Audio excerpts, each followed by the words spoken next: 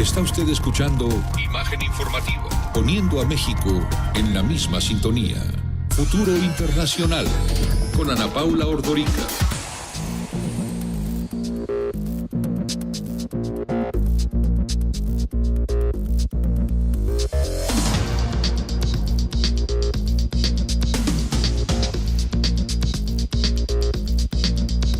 Estoy como siempre con Futuro Internacional. Conmigo, Ana Paula Ordorica, que pues les damos los dos el mejor sentido para que este año sea muy bueno. Así es. ¿Qué tal, Pedro? A ti y al auditorio. Y fíjense que ayer justamente estaba yo recordando con ustedes que se cumplían 20 años de la puesta en marcha del TLC, el Tratado de Libre Comercio entre Canadá y Estados Unidos, que ya tenían uno. Sí, ya lo habían estado discutiendo y se adhirió México. Se adhirió México.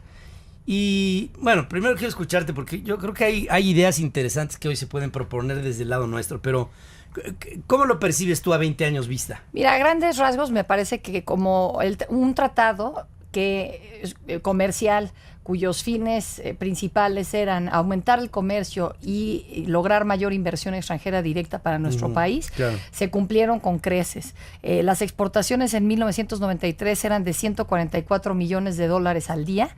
Para el 2012 son de 1.030 millones de dólares al día. La inversión en México, en promedio en la década 80-93, 1980-1993, fue de 2.9 mil millones de dólares. Y a partir de la entrada en vigor del tratado, de 1994 hasta el 2012, el promedio ha sido de 19.3 mil millones de dólares.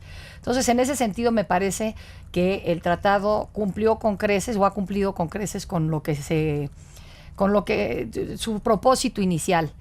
Me parece que además se habló en ese entonces de aumentar los salarios en nuestro país y reducir la brecha económica que nos separa a México y Estados Unidos, y en esa parte no tiene por qué haberlo hecho el tratado en sí, pero como se vendió de esa manera, esa parte nos quedamos cortos como país.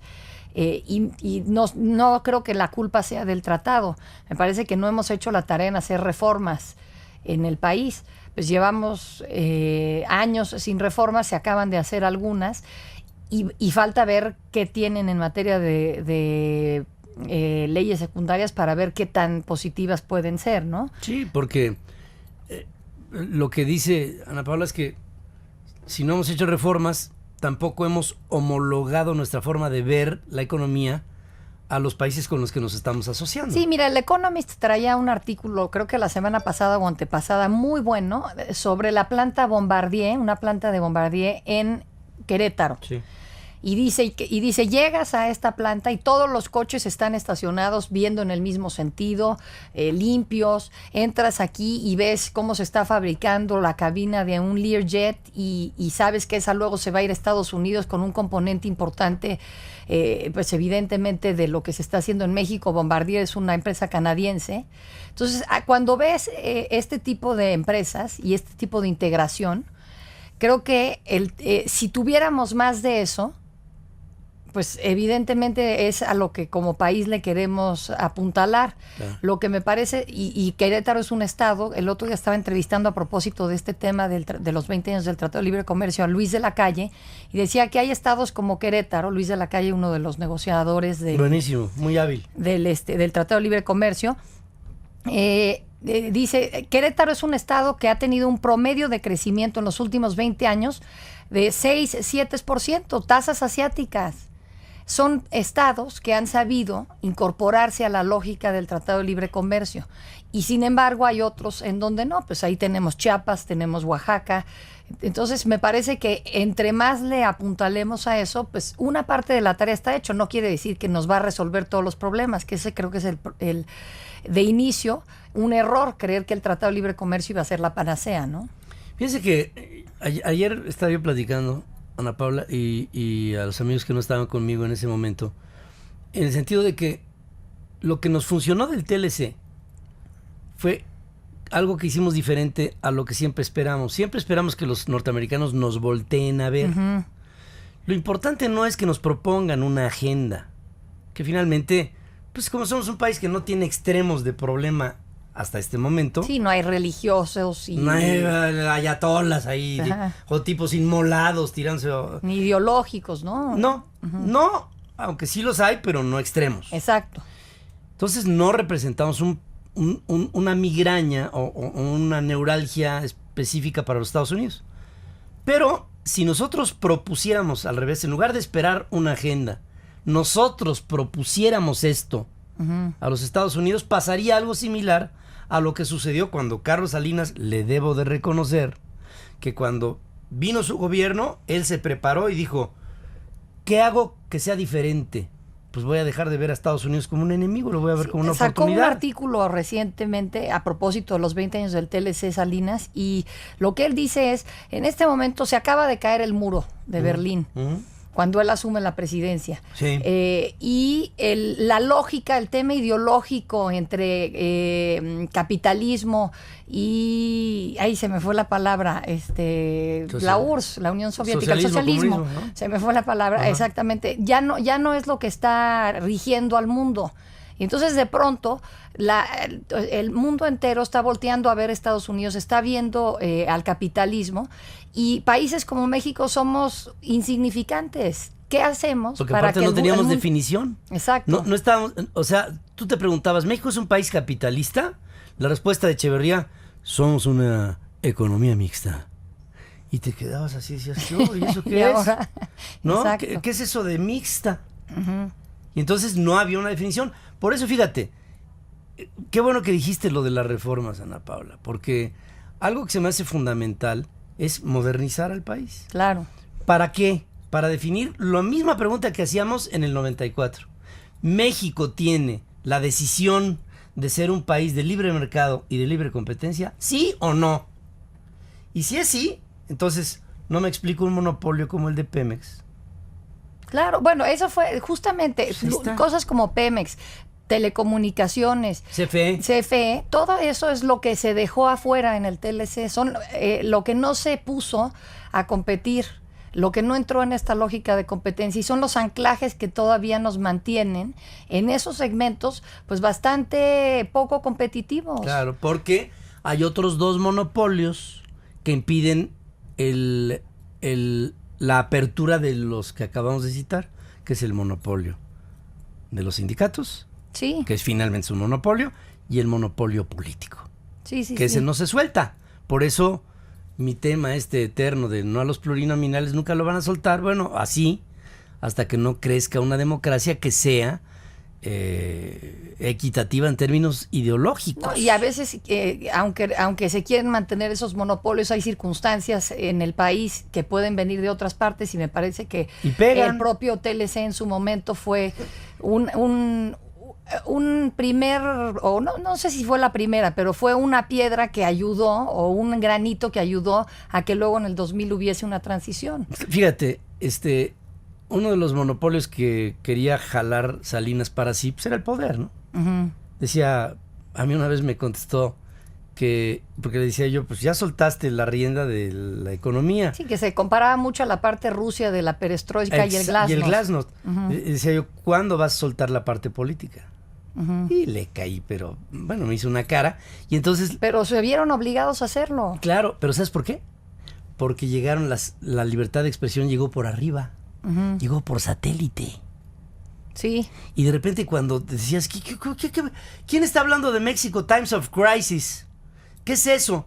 No, pues es una parabólica y llega un señor que se llama Tom Brokaw y cosas raras, y en NBC. Y entonces, pues los directores de comunicación social de la presidencia de aquellos tiempos decían, ¿y cómo controlamos esos güeyes? Así decían, ¿eh? Sí. Pues no los vas a controlar, viejo, porque son parte de un libre mercado. Y de ahí empezó a derivar a la libertad de expresión que algunos sostuvimos desde el principio, con todas las acechanzas que tuvimos que enfrentar. Sí, o sea, lo que siento es que fue un buen paso, y no se han dado pasos adicionales. No se han dado pasos. Y por eso ahorita empiezan a decir, no, pues es que el TLC no cumplió con todo, no se ha reducido la brecha salarial, no tenemos un país en donde más de la mitad de la población sigue viviendo en la pobreza. Pues sí. No crecimos al ritmo que, ¿sabes qué se decía en aquel tiempo? Te lo digo porque estás muy joven. No, pero además hay un promedio. Está más o menos 1 punto y tantos % de crecimiento desde la firma del TLC hasta ahorita. Entonces pero ¿sabes qué decía es... Salinas? Decía Salinas, después de la firma del TLC, creceremos al 6%. Y entonces, pues todos nos quedamos como ahorita. Por eso, pero me parece que para crecer a esos porcentajes, lo que necesitamos es, si queremos agarrarnos otra vez del TLC, pues pensar en lo que en lo que podríamos lograr como región norteamericana, claro, y exportar al resto del mundo, porque tratados de libre comercio, ese fue un único en su momento, un tratado firmado entre 2 países desarrollados, uno en vías de desarrollo, y ponernos a competir, México decir, pues competimos al tú por tú. Hubo algunos segmentos que han tenido que irse abriendo paulatinamente a la competencia, pero la verdad es que México se echó mucho para adelante en ese momento. Mucho. Y ahora nosotros tenemos mucho que ofrecer. Si tú juntas la pirámide poblacional, México, Estados Unidos y Canadá, y la comparas con, por ejemplo, la China está envejeciendo por la política de un solo hijo que ya quieren revertir, pero ya su población está envejeciendo. La de México, Estados Unidos y Canadá es muy joven, es un promedio de 20 a 34 años. China tiene un corazón comunista. Aunque su sangre ya distribuye capitalismo, su corazón, el centro neurálgico, el centro anímico de su forma de ser, es comunista. Entonces, al cabo del tiempo, no creo que sea un facilitador mayor de negocios de lo que hasta este momento ha llegado. Hacen ellos negocios, hacen negocios y regresan a su país. Y ahorita si tú ves cómo funciona la relación China-Estados Unidos, por ejemplo, es outsourcing. Lo que hacen es, ellos producen todo y se lo venden a Estados Unidos. Claro. En cambio, México, Estados Unidos y Canadá ya tenemos una relación en donde lo que se le vende mexicano a Estados Unidos ya trae un componente importante estadounidense. Entonces, ya empieza a traer un componente importante de México. Hay una diferencia que se me hace fundamental a resolver, que no había en el 94, empezó. 94 fue un año violento. Sí. LZLN, José Francisco Ruiz Maciel, Luis Donaldo Colosio, Posadas Ocampo. Sí. ¿No? Pero eran, digamos, si bien es cierto, oprobiosos, hechos aislados. Hoy tenemos, 20 años después, un México violento. Y en algunos puntos, diría Osorio Chong, ingobernable. Si no arreglamos esa parte de la agenda, no creo que avancemos mucho. Sí, no, se tiene que arreglar eso, y mucho tiene que ver con crecimiento económico para todos, ¿no? La desigualdad que hay pues hace que las filas del crimen organizado crezcan. Es muy fácil conseguir a quien se forme ahí por unos cuantos miles de pesos, decida que sí, órale, yo asesino gente y te ayudo. Ahí está. Yo creo que hay cosas que tenemos que resolver en la agenda. Me están informando que acaban de imputar, culpar y responsabilizar a la infanta Cristina de los líos económicos de su marido, Iñaki Urdangarín. Entonces, esto puede ser una puntilla para la corona española, ¿eh? Pues sí, digo, ya la legitimidad que tiene el rey Juan Carlos de haber aportado a la democracia, cuando sus hijos empiezan a fallarle y no aportan mucho a la monarquía, pues ¿cuál es el sentido de mantenerla, no? Yo pienso que ahorita la piedra de toque que pudiera apuntalar a la monarquía, a la exigua ya monarquía española, es el príncipe. Ahora, hay quienes dicen que quienes están apuntalando al príncipe, es que lo platiqué el otro día con unos españoles, me decían que quienes apuntalan al príncipe es porque quieren que caiga más rápido la monarquía, porque en el minuto que abdica, ¿cuál es la credencial que tiene el príncipe Felipe de Borbón para quedarse al frente de la monarquía española? Su padre tiene el apoyo a la democracia, Adolfo Suárez, con la salida de Franco. Y la intentona de golpe de Estado. Exactamente. Pero ¿cuál es la de su hijo? Y lo que pasa es que la monarquía española no es como la británica. La británica le genera dinero al país, pero la española no, la española lo consume. Exacto, es lo que te iba a decir, es al revés, se lo quita. Y esta imputación a la infanta Cristina, ya de culpabilidad, te habla de una crisis ulterior que va a tener que sufrir y enfrentar una población agraviada por la crisis económica, el desempleo. De menos ahorita el le están desencremento. dando un poco la vuelta, pero de todas maneras se han pasado años difíciles, ¿no? Llevan 2, 3 años. Y luego Rajoy, que no es la reina de la simpatía, no. Pues entonces vienen problemas, vienen problemas para una España que, dicha de otro lado, cuando llegas e imputas y culpas a un miembro de la realeza, hija del rey, Uh-huh. por lo menos lo único que puedes decir es que la justicia opera.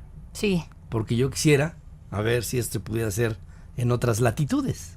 exactamente. Sería imposible. Y entonces es algo que se da y creo que se da interesantemente. Vamos a hacer una...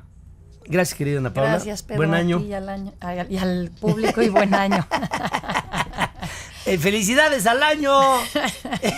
Oye, estoy como Alondra de la Parra, que me parece una mujer talentosísima, Talentosa. pero el día de Twitter, el día de Año Nuevo en Twitter ponía Feliz 2015. Entonces ella misma se empezó a brincó. retuitear La vi. burlas. Estaba en Milán, ¿no? Sí, creo Estaba que en sí. Milán porque actuó en La Scala, que no es cualquier cosita, No. No es cualquier cosa. Estar en La Scala de Milán. Y miren que Milán en diciembre es más allá de lo deprimente. Yo no sé cómo subsistieron ahí los Sforza, pero no sé si te ha tocado Sí, estar en sí, sí. diciembre en Milán. Bueno, no en diciembre. No, en diciembre es para cortarte las venas en público. Es deprimente la ciudad porque Fría y gris. es gris, es fría, es una ciudad muy industriosa, pero al mismo tiempo lúgubre, triste. No es un lugar para estar, no me gustaría que me sorprendiera ahí La en Navidad diciembre ni el Año Nuevo. ni el fin del mundo. 10:14 y medio, hacemos un corte, regresamos.